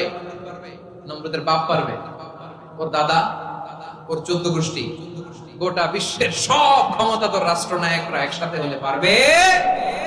ফাবুহিতাল্লাযী কাফার পারে নাই, ব্যর্থ হয়েছে। এবার তেলে বেগুনে জ্বলে উঠেছে, রেগে মেগে আগুন বলে, ফালকুহু ফিল জাহিম। ওর সাথে তর্ক নাই, না পেরে এবার এটারে আগুনে ফেলা। বিশাল বিশাল গাছ কেটে লাকড়ি এনে আগুনের কুণ্ডলি বানানো হলো, দাও দাও দাও দাও করে আগুন জ্বলে। আল্লাহর খলিল ইব্রাহিমকে আগুনে নিক্ষেপ করা হবে। আল্লাহর খলিল সাইয়েদনা ইব্রাহিমের হাতের মধ্যে রশি দিয়ে টাইট করে বাঁধা হলো, পায়ের মধ্যেও টাইট করে রশি দিয়ে বাঁধা হলো। আল্লাহর খলিল ইব্রাহিমকে আগুনের কুণ্ডলির মধ্যে ফেলা হবে। ও মিয়া, আপনি যে বিপদের কারণে ভয় পান, হতাশ হন, এটা কোনো বিপদ ওনার বিপদের সামনে? পটুয়াখালী আওয়াজ করে বলুন, সাইয়েদনা খলিল ইব্রাহিমের বিপদের সামনে আমাদের বিপদগুলো কোনো বিপদ? কোনো বিপদই না, এটা কোনো বিপদই না। হাত পা বেঁধে টাইট করে নিক্ষেপ করা হবে, সিম্পলি ফেলা যাবে না, কারণ দাও দাও করে দ্য ব্লেজিং ফায়ার, এমন আগুনের কুণ্ডলি, কাছে যাওয়া যায় না, আগুনের উত্তাপে নিক্ষেপ করা হবে। হাতে রশি বেঁধে, পায়ে রশি বেঁধে আল্লাহর খলিল ইব্রাহিম আলাইহিস সালামকে আগুনের মধ্যে নিক্ষেপ করা হবে। এটার বলে অগ্নি পরীক্ষা। উনি অগ্নি পরীক্ষার সম্মুখীন হয়েছে। এজন্য কঠিন পরীক্ষাকে আমরা অগ্নি পরীক্ষার সাথে তুলনা করি, ঠিক কিনা? সাইয়েদনা জিবরাইল এসে বললেন, ও আল্লাহর খলিল, ওরা তো আপনার হাতও বেঁধে ফেললো, পাও বেঁধে ফেললো, নড়াচড়ার সুযোগ নাই, বলেন আমি জিবরিল ফেরেশতা আপনার জন্য কি করতে পারি? আল্লাহর খলিল ইব্রাহিম বলেন, ও জিবরাইল, তোমার কাছে আমার কোনো চাওয়া পাওয়া নাই। সুবহানাল্লাহ বলেন। তোমার কাছে বলার কিছু নাই, তোমার সাহায্যের আমার দরকার নাই। সাইয়েদনা ইব্রাহিম আলাইহিস সালামকে হাতে পায়ে রশি বেঁধে, হাত পা বাঁধা অবস্থায় জ্বলন্ত অগ্নিকুণ্ডে যখন নমরুদের দলবল নিক্ষেপ করবে, আল্লাহর খলিল কিভাবে নিজেকে আল্লাহর কাছে সঁপে দিয়েছেন, পটুয়াখালীর ভাইরা খেয়াল করে শুনুন। হাত পা বেঁধে আল্লাহর খলিলকে যখন নিক্ষেপ করা হবে, তিনি মুখ ফুটে বলে ফেললেন, হাসবুনাল্লাহু ওয়া নি'মাল ওয়াকিল। হাসবুনাল্লাহু ওয়া নি'মাল ওয়াকিল, আমার জন্য আল্লাহই যথেষ্ট। আমার জন্য আল্লাহই যথেষ্ট, তিনি আমার সবচেয়ে বড় গার্ডিয়ান, তিনি আমার সবচেয়ে বড় অভিভাবক। জিব্রাইলের সাহায্যে অফারকে ফিরিয়ে দিলেন, দুনিয়ার বুকে কারো কাছে কিছু বলেন নাই, মুখ ফুটে বলেছেন হাসবুনাল্লাহ। ও আমার পটুয়াখালীর প্রাণের ভাইয়েরা, খেয়াল রাখবেন, কোন বান্দা তার হাতে থাকা সব চেষ্টাটুকুন করার পরে মুখ ফসকে মুখ দিয়ে যখন বলে ফেলে হাসবুনাল্লাহ, বান্দা যখন হাসবুনাল্লাহ বলে ফেলে, ওই ব্যাপারটা ডিল করার দায়িত্ব স্বয়ং আল্লাহ আরশের উপর থেকে নিয়ে নেয়। আপনি যখন বলে ফেলবেন হাসবুনাল্লাহ, এটা ডিলিং করবে কে তখন? চিল্লায় বলেন না, তিনি কে? বান্দা তার সাধ্যের সবটুকু চেষ্টার পরে নতজানু হয়ে যখন বলবে হাসবুনাল্লাহ, আল্লাহ তুমি আমার জন্য যথেষ্ট, নি'মাল ওয়াকিল, তুমি আমার শ্রেষ্ঠ অভিভাবক, তখন তার কি দরকার না দরকার এটা ডিল করে স্বয়ং আল্লাহ। নিক্ষেপ করা হলো সাইয়েদনা ইব্রাহিমকে অগ্নিকুণ্ডলিতে। হাজার হাজার মানুষের দৃশ্য দেখার জন্য জড়ো হয়েছে এরকম বিশাল ময়দানে। কিন্তু কি অবাক করার ঘটনা, সবাই ভয় পাচ্ছিল, না জানে কি হয়ে যায়। আল্লাহর খলিলকে যখন আগুনের কুণ্ডলিতে নিক্ষেপ করা হয়, আল্লাহর খলিল ইব্রাহিম আগুনের কুণ্ডলীর মধ্যে বসে বসে মানুষগুলোর দিকে তাকিয়ে হাসতে শুরু করে দেয়। কারণ আকাশ থেকে রব্বুল আলামিন স্পেশাল ভার্ডিক্ট নাজিল করেছেন, স্পেশাল হুকুম জারি করেছেন, কুল্লা ইয়া নারু কুনি বারদান ওয়া সালামান আলা ইব্রাহিম। ও আগুন, খবরদার, সৃষ্টির শুরু থেকে তোকে একটা ধর্ম আমি বাতলে দিয়েছিলাম, তোর ধর্ম, আগুনের ধর্ম হলো যা পাবে জ্বালিয়ে সারখার করবে। আল্লাহ বলল, আগুন, তোর ধর্ম দিয়েছিলাম, তুই সব জ্বালিয়ে পুড়িয়ে সারখার করে দিবি, কিন্তু ক্ষণিকের জন্য আমি তোর জ্বালিয়ে দেওয়ার ক্ষমতাটাকে কেড়ে নিলাম, জ্বালিয়ে ভস্ম করে দেওয়ার ক্ষমতা আমি কেড়ে নিলাম। কুনি বারদান, ঠান্ডা হয়ে যা, কিন্তু এত বেশি ঠান্ডা হবি না আবার আমার ইব্রাহিমের জন্য সর্দি লেগে না যায়। সুবহানাল্লাহ, এত আস্তে বললে হবে? কুনি বারদান, বারদ মানে বরফ, ঠান্ডা, ঠান্ডা হোক, কিন্তু এত ঠান্ডা হবি না যাতে আমার ইব্রাহিমের কষ্ট হয়। আগুন বলে, আল্লাহ একবার বললাম ঠান্ডা হ, আবার বলো এত ঠান্ডা হবি না যাতে খালিলের সর্দি না লাগে। কেমন ঠান্ডা হব, কেমন এনভায়রনমেন্ট তৈরি করে দেব বলো? আল্লাহ বললেন, সালামান আলা ইব্রাহিম, আমার খলিল, আমার কলিজা, আমার ইব্রাহিমের জন্য তুই জান্নাতের গুল বাগিচা হয়ে যা। ও ভাই, নবী মুসার মতো ঈমান হলে রাস্তা হবে সাগর জলে, নবী ইউসুফের মতো ঈমান হলে একে একে দরজা খোলে। নবী ইব্রাহিমের মতো ঈমান যদি আজও থাকে বিদ্যমান, অগ্নিকুণ্ডে দেখতে পাবে কবসরতে ফুল ভাগা। কুলনা ইয়া নারু কুনি বারদান ওয়া সালামান আলা ইব্রাহিম। বান্দা যখন মুখ দিয়ে বলে হাসবুনাল্লাহ, আমার আল্লাহ আমার জন্য যথেষ্ট, এই বলে যখন নিজেকে সঁপে দেয়, তার কি লাগবে ওই দায়িত্ব স্বয়ং নিয়ে নেয় কে? সবাই বলেন, স্বয়ং নিয়ে নেয় কে? তাহলে আমার প্রিয় ভাইরা, বিপদের শুরুতেই আমরা বলবো ইন্না লিল্লাহ। শুরুতে কি বলবো? এরপরে যেই বাক্যটা পড়ে নিজের পরিস্থিতিকে আল্লাহর দরবারে সঁপে দিব, সেটা হচ্ছে হাসবুনাল্লাহ। সেটা কি? বিষ্ণু বলেন, লা ইয়াজালু লিসানুকা রাতাবান মিন যিকরিল্লাহ, সব সময় আল্লাহর স্মরণ দিয়ে, জিকির দিয়ে জিহ্বাটারে সিক্ত রাখো। আর শয়তানু জাসিমুন আলা কলবি ইবনে আদম, শয়তান বনি আদমের কলবে খামচি মেরে বসে থাকে। ফাইদা যাকারাল্লাহ খানাসা, মানুষ যখন আল্লাহর স্মরণ করে, জিকির করে, শয়তান দৌড়ে পালায়। ওয়া ইদা গাফালা ওয়াসওয়াসা, যখনই বনি আদম গাফেল হয়, তখনই শয়তান তার হৃদয়ে ওয়াসওয়াসা দেয়। এজন্য বিপদে পড়লে ইন্না লিল্লাহ, নিজের সবটুকুন করার পরে, নিজের রোল প্লে করার পরে নিজেকে আমরা কি বলে সঁপে দিব? সবাই বলেন, সবাই বলতে হবে, আরো জোরে বলে, মনে থাকবে? বিপদে পড়লে প্রথমে ইন্না লিল্লাহ, এরপরে নিজেকে যখন সঁপে দিব তখন হাসবুনাল্লাহ। এরপরে কঠিন বিপদে যখন বিশ্বনবী পড়তেন তখন কি করতেন? এমন বিপদ মাঝে মাঝে হয় না, দেয়ালে পিঠ থেকে যায়, চোখে মুখে অন্ধকার, কি করব দিশা খুঁজে পাই না, এরকম হয় কখনো? হ্যাঁ, আপনাদের হয়? হয় না? তো জান্নাতে আছেন আপনারা। হয় হয় এরকম হয়েছে না যে দেয়ালে পিঠ থেকে গেছে, চোখে মুখে অন্ধকার, কই যাব, কি করব, বাঁচানোর কেউ না, এরকম হয়েছে কখনো আপনাদের? যদি হয় তাইলে এটার সলিউশন বলবো, না হইলে তো এগুলো বলে লাভ নাই। হয় হয় হয়। বিশ্বনবী এরকম কঠিন বিপদে পড়েছেন জীবনের কিছু কিছু মুহূর্তে, ওই মুহূর্তে বিশ্বনবী স্পেশাল দুইটা দোয়া পড়তেন। এই দোয়াগুলো আপনাদেরকে জানিয়ে দেয়। বিশ্বনবী বলেন, কঠিনতম বিপদে যখন পড়বা, দেয়ালে পিঠ থেকে যায়, চোখে মুখে অন্ধকার, বাঁচার কোনো উপায় নেই, তখন পড়বা লা ইলাহা ইল্লা আনতা সুবহানাকা ইন্নী কুনতু মিনাজ জালিমিন। আল্লাহ, তুমি ছাড়া কোনো ইলাহ নাই, তুমি পবিত্র, নিশ্চয় আমি জালিমদের অন্তর্ভুক্ত। সুবহানাল্লাহ বলেন। এই দোয়া সাইয়েদনা ইউনূস আলাইহিস সালাম পড়েছিলেন যখন মাছের পেটে ছিলেন। কিসের পেটে? এবং অনেক মুফাসসিরিন ইকরাম বলেছেন, অনেক আহলুল ইলমরা বলেছেন, এটা হচ্ছে ইসমে আজম। ইসমে আজম এমন দোয়া যেটা দিয়ে দোয়া করলে আল্লাহ দোয়া কবুল করে, কিন্তু এটা কোনটা, এটা নিয়ে ইখতিলাফ আছে। কোন কোন আহলুল ইলম বলেন লা ইলাহা ইল্লা আনতা সুবহানাকা ইন্নী কুনতু মিনাজ জালিমিন, এটা হচ্ছে ইসমে আজম। সাইয়েদনা ইউনূস আলাইহিস সালাম পড়েছেন। আপনারা পড়েননি? তুফান হইলে পড়েন না? আমাদের এলাকায় তো এটা খুব, এটার উপর ব্যাপক আমল আছে। পড়েন পড়েন পড়েন পড়েন। একটা গল্প শুনেছিলাম, পাক হানাদার বাহিনী যখন বাংলাদেশে অ্যাটাক করতো, ৭১ সালের ঘটনা বলতেছি, আমরা তো দেখি নাই, শুনছি আর কি। ৭১ যদি দেখতাম এতদিনে রাজাকার হয়ে যেতাম। আল্লাহ আমাদেরকে বাঁচাই দিয়েছে, আল্লাহর মেহেরবানি, ঠিক কিনা বলে? মন মতো হইলে মুক্তিযোদ্ধা, মন মতো না হইলে রাজাকার। কত কিছু দেখলাম এই শাহবাগের বুকে। আল্লাহ, ৭১ সালে দেখি নাই, আমরা শুনেছি। পাক হানাদার বাহিনী জিজ্ঞেস করত মুসলিম না অমুসলিম চেক করার জন্য, বলতো কালেমা বল, কালেমা বাতাও। তো যারা কালেমা বলতে পারতো, পাকিস্তানি বাহিনী নাকি ওদেরকে ছেড়ে দিত, শুনেছি। তো একজনকে, এক বাঙালিরে পেয়ে তার মাথার মধ্যে বন্দুকের নল ধরে বলতেছে, কালেমা বল সালে, কালেমা বাতা, কালেমা বল। তো ভয়ের চোটে এই দোয়া পড়া শুরু করছে। ও পড়তেছে লা ইলাহা ইল্লা আনতা সুবহানাকা ইন্নী কুনতু মিনাজ জালিমিন। পাকিস্তানি বলে সালে ये तो मुसीबत का কালেমা है। বাঙালি কয় হাম তো ভি মুসিবত মে হ্যায়।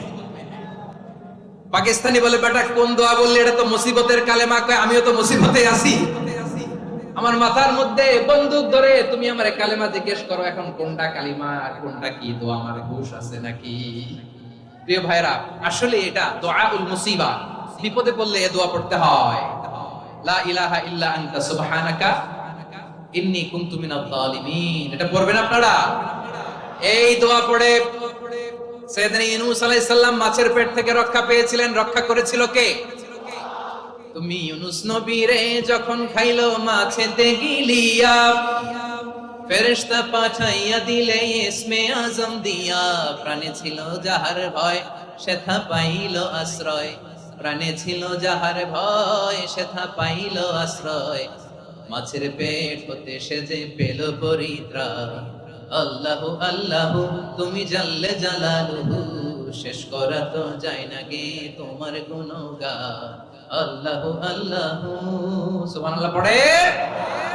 লা ইলাহা ইল্লা আনতা সুবহানাকা ইন্নী কুনতু মিনাজ জালিমিন। বিশ্বনবী বললেন, দেয়ালে পিঠ থেকে গেলে, চোখে মুখে অন্ধকার, বাঁচার কোনো উপায় নাই, তখন এই দোয়াটা পড়তে হবে। এই দোয়া পড়ে আল্লাহর কাছে ফরিয়াদ করলে বিপদ মুক্ত করবেন কে? কেন এই দোয়াটা আল্লাহর কাছে বড্ড প্রিয় জানেন আমার ভাইরা? কারণ এই দোয়ার মধ্যে 3টা জিনিস আছে। আমি যেরকম আঙ্গুল উঁচু করেছি, এরকম করেন তো। 3টা, কয়টা?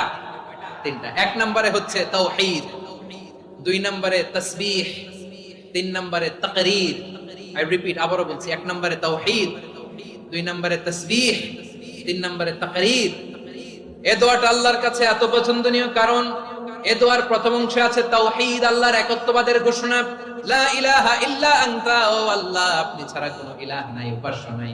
এই কথা বললে আল্লাহ বড় খুশি হয়ে যায়, সুবহানাল্লাহ পড়েন। এই দোয়ার দ্বিতীয় অংশে আছে তাসবিহ, মানে আল্লাহর প্রশংসা, প্রশংসা সূচক বাণী। সুবহানাক সুবহানাক সুবহানাক, ও আল্লাহ আমি আপনার পবিত্রতা ঘোষণা করছি, সুবহানাক। এই কথা শুনলেও আল্লাহ খুশি হয়ে যায়, সুবহানাল্লাহ পড়েন। এই দোয়ার তৃতীয় অংশে আছে তাকরীর, তাকরীর মানে পাপের স্বীকৃতি। তাকরীর মানে কি? তাকরীর মানে পাপের স্বীকৃতি। এই দোয়ার তৃতীয় অংশে আছে ইন্নী কুনতু মিনাল যালিমিন। ও আল্লাহ, আমি জালিমদের অন্তর্ভুক্ত। আল্লাহ, আল্লাহ আমি জালেম, আল্লাহ আমি ভুল করেছি, অন্যায় করেছি, আল্লাহ আমি জালিমদের অন্তর্ভুক্ত। এই পাপের স্বীকৃতি, অ্যাকনলেজমেন্ট আল্লাহ বড় পছন্দ করেন। যখন আল্লাহর কাছে আপনি ছোট হবেন, ছোট হতে হতে যত ছোট হবেন, ওই দৃশ্যটা দেখতে আল্লাহ বড় পছন্দ করে। সুবহানাল্লাহ বলে। 3 নম্বর অংশ ইন্নী কুনতু মিনাজ যালিমিন। আল্লাহ আমি জালিমদের অন্তর্ভুক্ত। সাইয়েদনা আদম আলাইহিস সালাম ভুল করে যখন নিষিদ্ধ গাছের ফুল খেয়ে ফেললেন, ফল খেয়ে ফেললেন, আল্লাহ বললেন আদম ক্ষমা পেতে চাইলে তুমি আর হাওয়া মিলে স্বীকৃতি দাও, পাপের স্বীকৃতি আর পড়ো রব্বানা যালামনা আনফুসানা ওয়া ইল্লাম তাগফির লানা ওয়া তারহামনা লানাকুনান্না মিনাল খাসিরিন। ও আল্লাহ, আমি আদম আর হাওয়া যালামনা আনফুসানা, আমরা আমাদের নফসের উপর বড় জুলুম করেছি। আল্লাহ ওয়া ইল্লাম তাগফির লানা ওয়া তারহামনা, আপনি যদি ক্ষমা না করেন, আপনি যদি দয়া পরবশ না হন, আপনি যদি রহম না করেন, আমরা তো ক্ষতিগ্রস্তদের মধ্যে শামিল হয়ে যাব। এই দোয়া করার সাথে সাথে সাইয়েদনা আদম আর হাওয়া আলাইহিস সালামকে ক্ষমা করে দিলেন কে? তাহলে এই দোয়ার 3 নম্বর অংশ তাকরীর, এটা আল্লাহ বড় পছন্দ করে। আমার কলিজার টুকরা ভাইয়েরা, গুনাহ করে শিকার যেতে হবে, এটা আল্লাহ ভালোবাসেন। সাইয়েদনা আবু বকর রাদিয়াল্লাহু তাআলা বিষ্ণু ইসা ইসলামকে বললেন, ইয়া রাসূলুল্লাহ আল্লিমনি দুআআন আদউ বিহি ফি সালাতি। নবী হে, আপনি আমার এমন একটা স্পেশাল দোয়া শিখায় দেন যে দোয়াটা আমি নামাজে পড়ব। নবী বললেন, তাহলে তুমি পড়ো আল্লাহুম্মা ইন্নী যালামতু নাফসি যুলমান কাসীরান ওয়া লা ইয়াগফিরুয যুনুবা ইল্লা আনতা ফাগফিরলি মাগফিরাতাম মিন ইনদিকা ওয়ারহামনি ইন্নাকা আনতাল গফুরুর রহিম। সুবহানাল্লাহ। সালাম ফিরানোর আগে পড়েন, কথা কয় না, পড়েন পড়েন। ও আবু বকর, নামাজে যদি দোয়া করতে মনে চায় এই দোয়াটা পড়বা, আল্লাহুম্মা ইন্নী যালামতু নাফসি, আল্লাহ জুলুম করেছি আমার নফসের উপর, যুলমান কাসীরা, অনেক জুলুম, ওয়া লা ইয়াগফিরুয যুনুবা ইল্লা আনতা, আপনি ছাড়া এই জুনুব, এই পাপ ক্ষমা করার দ্বিতীয় কোনো রব নাই। আছে? আল্লাহ ছাড়া আমাদের গুনাহ কে কে ক্ষমা করতে পারে বলেন তো? কে পারে? কে? এজন্য আল্লাহরে বলবেন, আল্লাহ আমি ছাড়া তোমার গোলামের অভাব নাই। ও আমার রব, আমি ছাড়া এই জমিনের বুকে তোমার গোলামের অভাব নাই, কিন্তু তুমি ছাড়া তো আমার দ্বিতীয় কোনো রব নাই। পারবেন বলতে? পারবেন? চোখের পানি ছেড়ে আল্লাহরে বলবেন, আল্লাহ তুমি আমার রব, তুমি আমার সব। কি বলবেন? আল্লাহ আমারে রব। সবাই বলুন, আল্লাহ আমারে রব, দমে দমে তনু মনে তারিও রব, আল্লাহ আমারে রব। আল্লাহরে বলেন, আল্লাহ তুমি আমার রব, তুমি আমার সব। আল্লাহ আমি ছাড়া এই জমিনে তোমার গোলামের অভাব নাই, তুমি ছাড়া আমার দ্বিতীয় কোনো রব নাই। একথা বলে চোখের পানি ছেড়ে আল্লাহরে স্বীকৃতি দেন, আল্লাহ আমি পাপী, আল্লাহ এই জমিনে আমার চেয়ে বড় পাপী আর কেউ নাই। ওযু করে সিজদায় লুটিয়ে পড়ে চোখের পানি ছেড়ে আল্লাহরে পাপের স্বীকৃতি দেন, আল্লাহ এমন কোন জুলুম নাই, গুনাহ নাই আমি করি নাই, সগীরা কবিরা, জেনে না জেনে, ইচ্ছায় অনিচ্ছায়, শিরকি বেদাতি সব গুনাহ করেছি। আল্লাহ আকাশের নিচে জমিনের উপরে আমার চেয়ে বড় গুনাহগার আর কেউ নাই। চোখের পানি ছেড়ে আল্লাহরে বলেন, আল্লাহ আমি ছাড়া তোমার গোলামের অভাব নাই, তুমি ছাড়া আমার দ্বিতীয় কোনো রব নাই, তুমি ছাড়া তো কেউ আমার গুনাহ ক্ষমা করার নাই, তুমি আমার রব, তুমি আমার সব। বলতে পারবেন? এই তাকরীর আমার পটুয়াখালীর ভাই, এই স্বীকৃতিটা দেখতে আল্লাহ বড় ভালোবাসেন, কারণ আমরা সবাই গুনাহগার। আমরা সবাই কি? বিশ্বনবী বলেন, কুল্লুকুম খাত্তাউন, আ বনি আদম তোমরা সবাই পাপী। সবাই কি? সবাই পাপী। আমরা সবাই পাপী। আপন পাপের বাটখারা দিয়ে অন্যের পাপ মাপি। আমরা যে পাপী এটা ভাবতে মনে চায় না কারণ, খালি অন্যের পাপ দেখি আমরা, এটা ভুল। ওর এই পাপ, ও পাপী, ও জালেম, ও জাহান্নামী, এরকম একটা টেন্ডেন্সি। আমার যে কি হালাত এটার খেয়াল নাই। খেয়াল করতে হবে যে আমি সবচেয়ে বড় পাপী, ঠিক কিনা বলেন? পাপ করি নাই এমন কেউ আছি? হ্যাঁ আছি, আছি। কেউ না জানলেও জানে কি আমার পাপের ঘটনা? পৃথিবী না জান আমি তো জানি আমি কি পাপ করেছি। ও আমার কলিজার টুকরা ভাইরা, মাথাটাকে নিচু করে জীবনের সব গুনার ফিরিস্তিগুলো একটা একটা করে স্বীকার করে আল্লাহরে বলেন, আল্লাহ আমি পাপী, আল্লাহ আমার চেয়ে বড় পাপী এই দুনিয়াতে কেউ নাই, আকাশের নিচে জমিনের উপরে আমার চেয়ে বড় পাপী কেউ নাই। একটা একটা করে আল্লাহ স্বীকার করি আমি পাপী, সব পাপের স্বীকৃতি দিলাম। পৃথিবী না জানো আমি তো জানি, আমি কি পাপ করেছি, হায় আমার পাপের করলে বিচার, বাঁচার আমার নাই উপায়।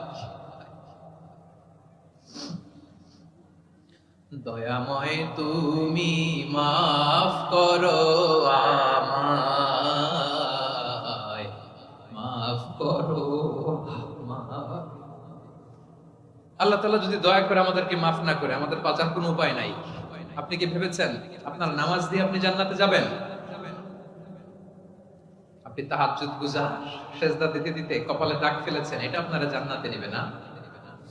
আপনি এলাকার সবচেয়ে বড় হাতেম তাই দানশীল, এই দানের ভরসায় বসে আছেন, কশিন কালো ভাব।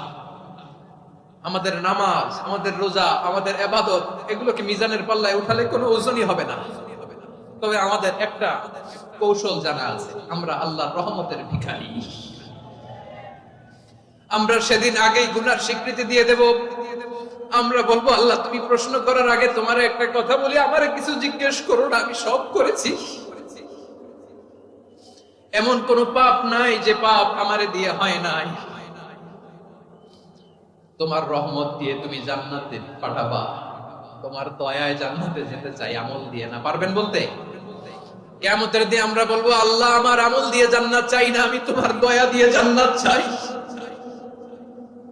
তোমার দয়া ছাড়া আমার কোনো উপায় নাই।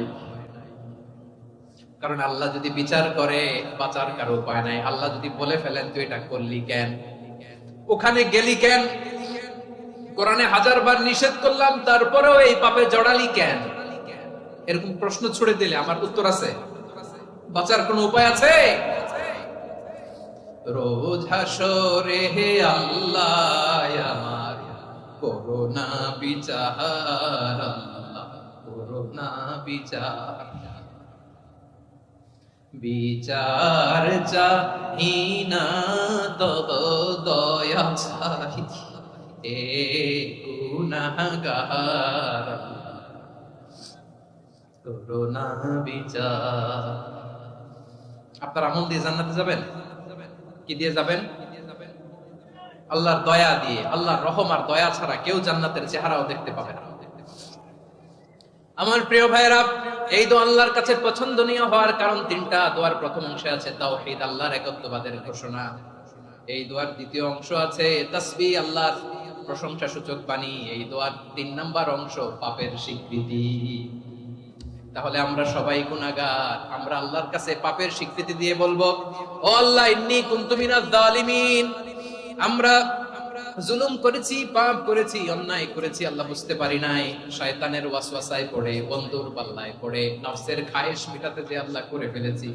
তুমি গুনাহ না মাফ না করলে আমাদের গুনাহ মাফ করার দ্বিতীয় কেউ নাই। ঠিক কিনা বলেন? এভাবে অনুতপ্ত হয়ে যদি আল্লাহর কাছে দোয়া করেন, দেয়ালে পিঠ থেকে গেছে, কোন রাস্তা নাই বের হওয়ার, ওই মুহূর্তেও আপনাকে বিপদ থেকে উদ্ধার করবে কে? বিশ্বনবী চরম বিপদে পড়লে দুটা দোয়া পড়তেন। প্রথম হলো এটা, লা ইলাহা ইল্লা আনতা সুবহানাকা ইন্নী কুনতু মিনাল জালিমিন। এই দোয়াটা আমরা বেশি বেশি পড়ব। রাজি আছেন? সবাই আওয়াজ করে পড়ুন ইনশাআল্লাহ। আমার প্রিয় ভাইয়েরা, বিপদে পড়লে বিশ্বনবী আরো একটা দোয়া পড়তেন, লা ইলাহা ইল্লাল্লাহুল আযীমুল হালিম, লা ইলাহা ইল্লাল্লাহু রাব্বুল আরশিল আযীম, লা ইলাহা ইল্লাল্লাহু রাব্বুস সামাওয়াতি ওয়াল আরদি ওয়া রাব্বুল আরশিল কারীম। এই যে বললাম, রেকর্ড হয়ে গেছে। এখন তো আর ইনস্ট্যান্ট মুখস্থ না হলো, পরে মুখস্থ করে নেবেন। আল্লাহ ছাড়া কোনো উপাস্য নাই, তিনি সুমহান, মহা সহিষ্ণু। আল্লাহ ছাড়া কোনো উপাস্য নাই, তিনি সুমহান, আরশের অধিপতি। আল্লাহ ছাড়া কোনো উপাস্য নাই, তিনি আকাশের মালিক, জমিনের মালিক, তিনি সুবিশাল আরশের অধিপতি। সুবহানাল্লাহ পড়েন এই দোয়াটা। কেউ যদি পড়ে যদি এর ওসিলা করে দোয়া করে, তাকে বিপদ থেকে মুক্তি দেয় কে? মনে থাকবে আপনাদের? তাহলে বিপদের প্রথম ধাক্কায় কি যেন পড়তে হয়? ইন্না লিল্লাহ। তারপরে কি বলে আল্লাহর কাছে নিজেকে সঁপে দিতে হয়? দেয়ালে পিঠ থেকে গেলে লা ইলাহা ইল্লা আনতা সুবহানাকা ইন্নী কুনতু মিনাজ জালিমিন। দুই নাম্বার হচ্ছে লা ইলাহা ইল্লাল্লাহুল আযীমুল হালিম, লা ইলাহা ইল্লাল্লাহু রাব্বুল আরশিল আযীম, লা ইলাহা ইল্লাল্লাহু রাব্বুস সামাওয়াতি ওয়াল আরদি ওয়া রাব্বুল আরশিল কারীম। মনে থাকবে? ইনশাআল্লাহ বলেন সবাই, আওয়াজ করে সবাই ইনশাআল্লাহ। অনেক সময় এমন হয়, হঠাৎ বিপদের সম্মুখীন হই আমরা, রেডি হয়ে বের হইছে অফিসে, হঠাৎ অ্যাক্সিডেন্টে পড়ে যাই, হঠাৎ পেটের ব্যথায় অজ্ঞান, এরকম হয় না? আপনাদের হয় না?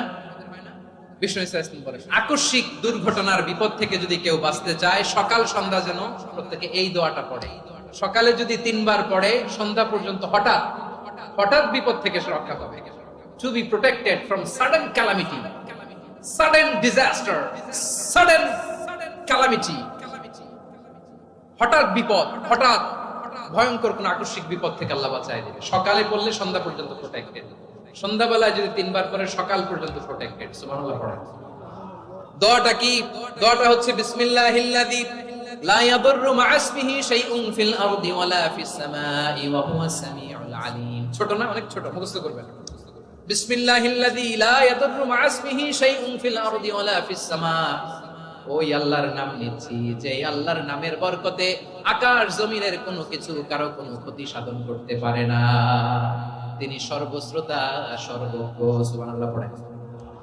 পড়বেন এই দোয়াটা, বিসমিল্লাহিল্লাযী লা ইয়াদুররু মা ইসমিহি শাইউন ফিল আরদি ওয়ালা ফিস সামাই ওয়া হুয়াস সামিউল আলীম।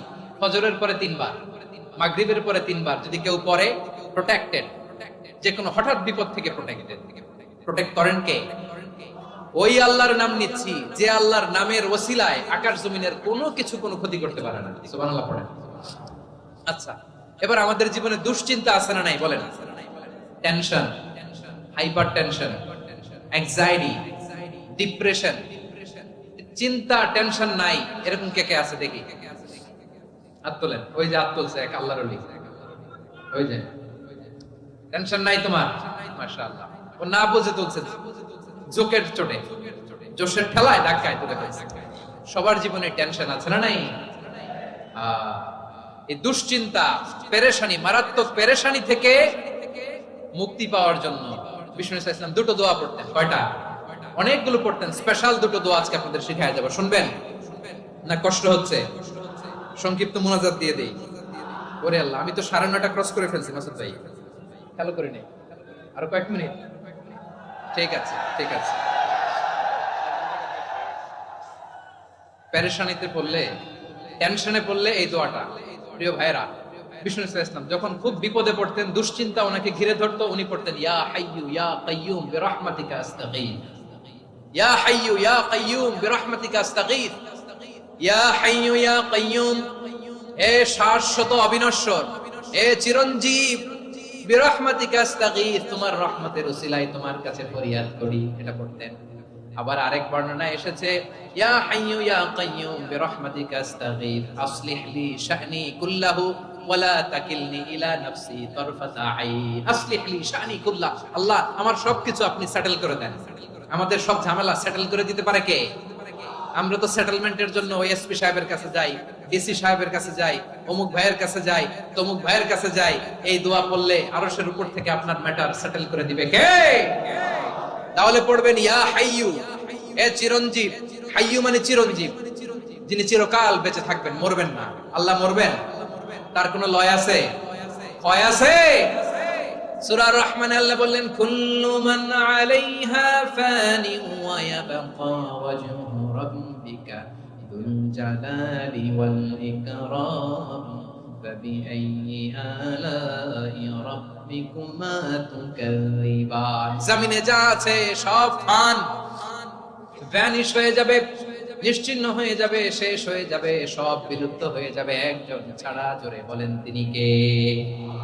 ইয়া হাইয়ু। আমার সাথে আওয়াজ করে পড়েন ইয়া হাইয়ু ইয়া কাইয়ুম ইয়া হাইয়ু ইয়া কাইয়ুম বিরহমাতিকা আস্তাগীথ আসলিহ লি শা'নি কুল্লা ওয়ালা তাকিলনি ইলা নাফসি তরফাতা আইন। এভাবে দোয়া করলে আপনাকে বিপদ মুক্ত করবে কে? এই দোয়াটা কেন পছন্দ আল্লাহর কাছে? কারণ এখানে আল্লাহর দুইটা সুন্দর নাম আছে, গুণবাচক নাম, আল হাই, আল কাইয়ুম, এই দুটো নাম আছে এখানে। আবার এই দুইটা আয়াতুল কুরসির অংশ। আয়াতুল কুরসির শুরুতে এটা আছে না নাই? হ্যাঁ, আছে না নাই? 3 নাম্বার কারণ এটা ইসমে আজম। কোন দোয়াটা ইসমে আজম? যে দোয়া ওসিলায় দোয়া করলে আল্লাহ দোয়া ফেরায় না। অনেকগুলো মত আছে, সবচেয়ে ভ্যালিড মত হচ্ছে এটা, ইয়া হাইয়ু ইয়া কাইয়ুম। এর ওসিলা দিয়ে দোয়া করলে দোয়া কবুল করে কে?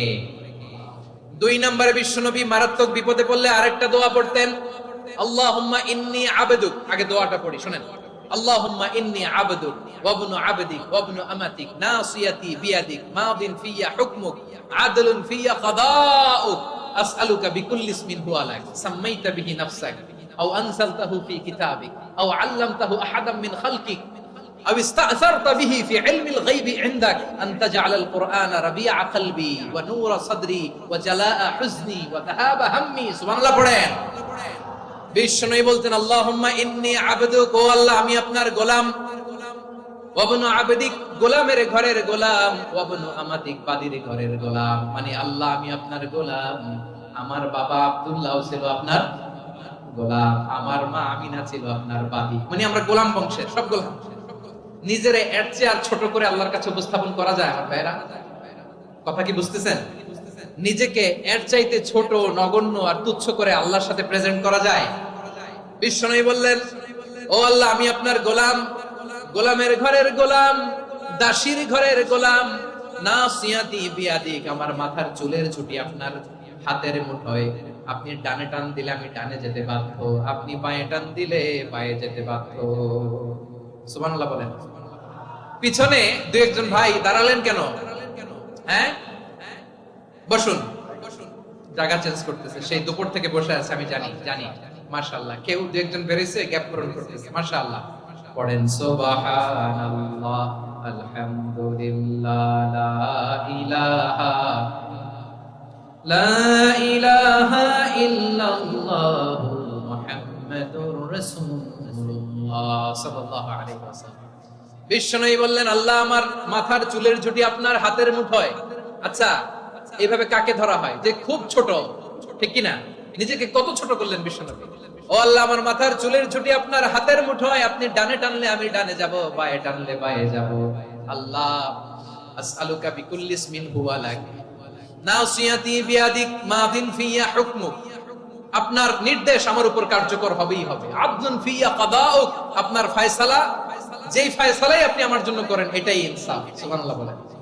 আমরা আল্লাহর ফয়সালায় সন্তুষ্ট হতে চাই না। কত কমপ্লেইন, আল্লাহ তুমি এটা দিলা না, ওইটা পাইলাম না, ওইটা হইল না রে, এরকম অভিযোগ, কমপ্লেইন আমাদের আছে না নাই?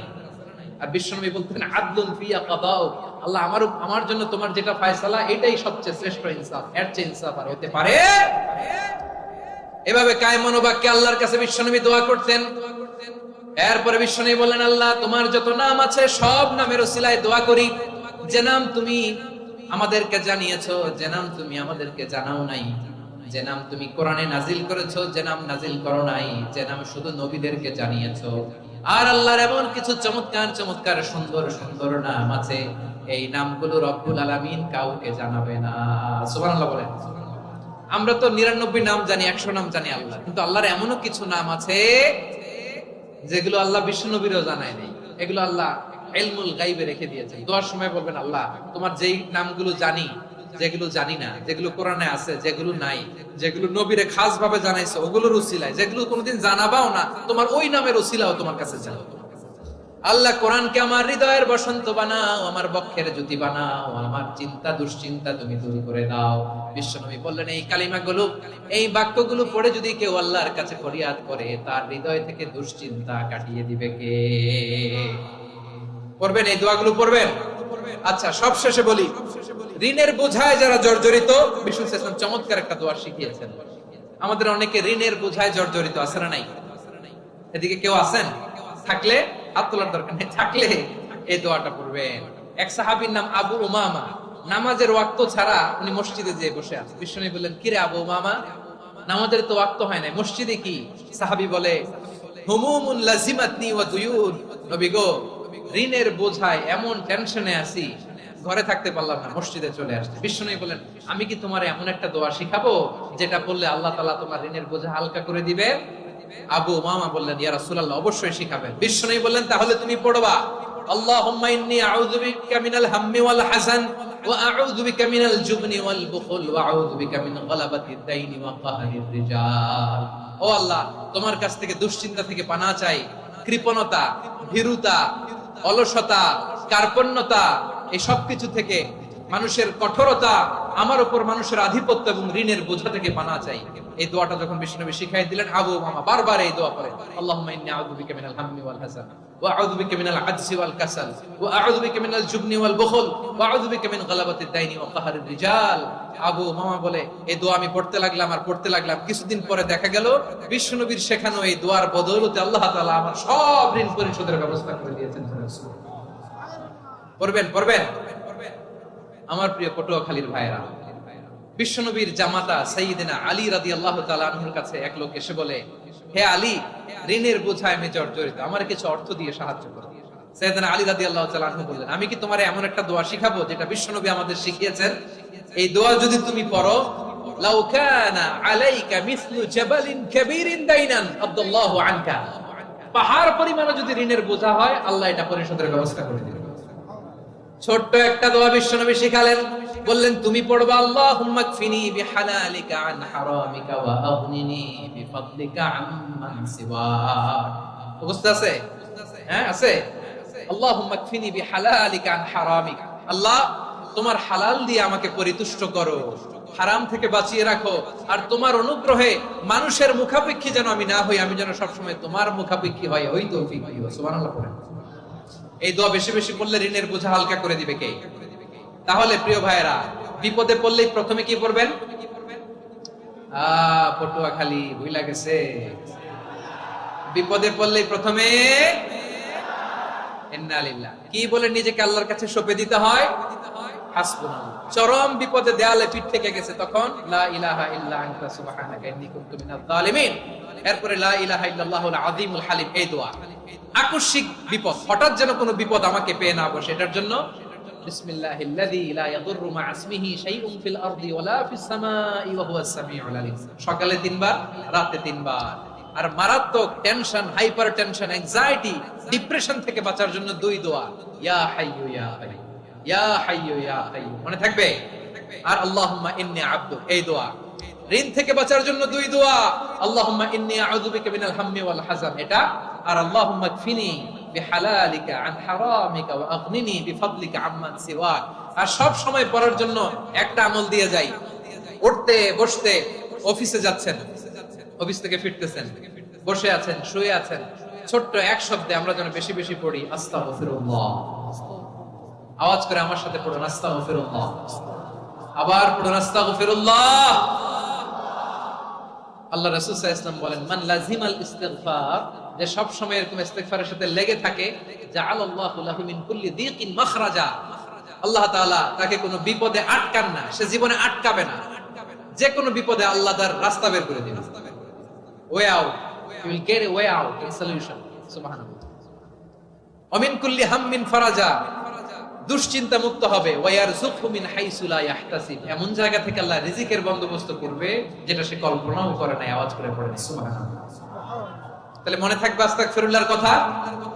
সব শেষ কথা বলবো, সব শেষ আমার প্রিয় ভাইয়েরা। এটা গেল নিজের বিপদ।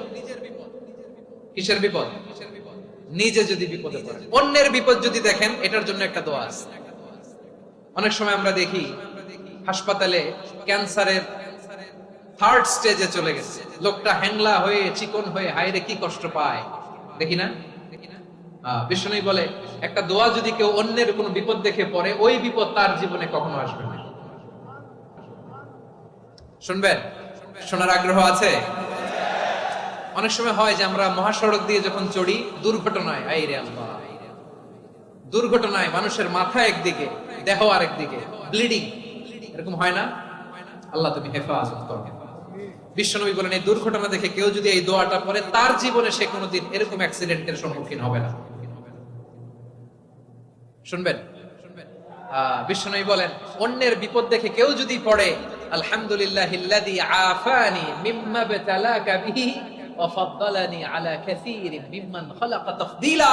মানে প্রশংসা সেই আল্লাহর, যে আল্লাহ তাআলা তোমাকে যেই জিনিস দিয়ে পরীক্ষা করেছে আমাকে ওইটা থেকে বাঁচিয়ে দিয়েছে। তোমাকে আল্লাহ যেই বিপদে ফেলেছে আমাকে ওই বিপদ থেকে তিনি মুক্ত রেখেছে, আর তার অনেক সৃষ্টির উপর আমাকে তিনি প্রাধান্য দিয়েছে। সুবহানাল্লাহ পড়েন। যে কোনো বিপদ, কারো ক্যান্সার দেখে যদি এই দোয়াটা আপনি বিশ্বাসের সাথে পড়েন, জীবনে কোনোদিন ক্যান্সার রোগে আক্রান্ত হবেন না। দুর্ঘটনা দেখে যদি পড়েন, ওই দুর্ঘটনা আপনাকে স্পর্শ করবে না। যে কোনো কারো বিপদ দেখে যদি কোনো বিশ্বাসী বান্দা এই দোয়া পড়ে, বিশ্বনবী বলেন লাম ইউসিবহু যালিকাল বালা, ওই বিপদ তাকে আর করবে না। উফিয়া মিনহু মিন যালিকাল বালা কাইনাম মা কান, সে যতদিন হায়াত পাবে কোনোদিন ওই বিপদ তাকে স্পর্শ করবে না। এই দোয়াটা পড়তে রাজি আছেন আমার প্রিয় ভাইরা? তাহলে পুরো আলোচনার সেন্ট্রাল থিম হচ্ছে আমাদের জীবনে বিপদ আসবে, কষ্ট আসবে, দুঃখ আসবে, কিন্তু বিপদে আপদে আমরা হাল ছেড়ে দিব না, হতাশ হব না। মুমিন হতাশ হয় না, নিরাশ হয় না, হাল ছেড়ে দেয় না। মুমিন ভরসা রাখে একজনের উপর। আওয়াজ করে বলুন, যিনি কে? বিপদে পড়লে আমাদেরকে উদ্ধার করে কে? আবার আমাদেরকে যদি কোনো নেয়ামত আল্লাহ দিতে চান, ওইটা কেড়ে নেওয়ার ক্ষমতা কারো আছে? তাহলে আমরা কানেক্টিভিটি বাড়াবো কার সাথে? আমাদের প্রার্থনার ফরিয়াদের হাত তুলবো কার কাছে? রাজি আছেন পটুয়াখালীর ভাইয়েরা? মনে থাকবে কথাগুলো। আল্লাহ তাআলা আমাদের সবাইকে কথাগুলো বোঝার ও আমল করার তৌফিক দান করুন।